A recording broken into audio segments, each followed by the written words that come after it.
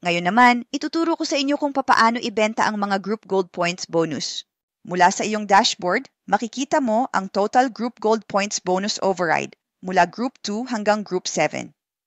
Sa ating halimbawa, gagamitin natin ang Group 6 na mayroong total na 200,000 Group Gold Points override at ito'y nakadisplay sa iyong dashboard.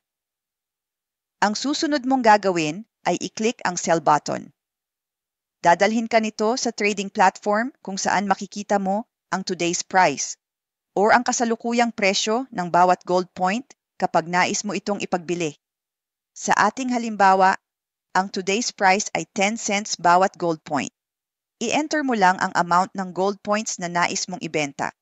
Halimbawa, kung ibebenta mo ang 200,000 gold points, makikita mo agad ang halaga ng iyong bentahan na sa halimbawa natin ay nagkakahalaga ng 20,000 sales.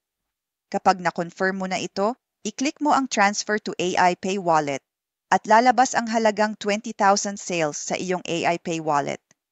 Mula sa AI Pay app, maaari mo nang i-transfer ang iyong pera papunta sa iyong GCash o GoTime account.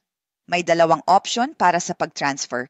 Regular transfer, kailangan mong maghintay ng 7 days bago mailipat mula AI Pay Wallet papunta sa cash. Get Now. Maililipat agad ito sa loob lamang ng 1 oras, ngunit mayroong 5% charge. Sa ating halimbawa, mayroon kang 20,000 na handang i-transfer sa iyong GCash.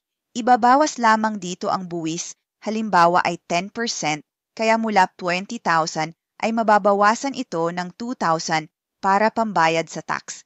Ang iyong magiging available na halaga sa GCash ay 18,000 peso. Tandaan na ang mga numerong ito ay ginagamit lamang para sa illustration purposes at maaaring mas mababa o mas mataas depende sa activities ng mga Recivo members. Ma'am, linawin ko lang po. Kailangan ibenta ang Group Gold Points bonus sa trading platform para maging cash. Doon makikita ang presyo or today's price. Kapag naibenta na, pwede na itong makita sa AI Pay Wallet at pwede nang i-cash out sa GCash o GoTime. May bawas po ba itong tax? Tama po ba? Saan ko po maibebenta ang Gold Points bonus? Totoo po ba na may mga kumpanyang nakarehistro sa US at Pilipinas na bumibili nito? Sa trading platform mismo ito ibebenta. May mga rehistradong kumpanya, US at Pilipinas, na exclusive buyers ng gold points. Tax? Oo, posibleng may kaltas na tax depende sa batas ng isang bansa. Sa illustration natin, may bawas na 10% para sa tax. Tinatawag nating withholding tax savings. Salamat po.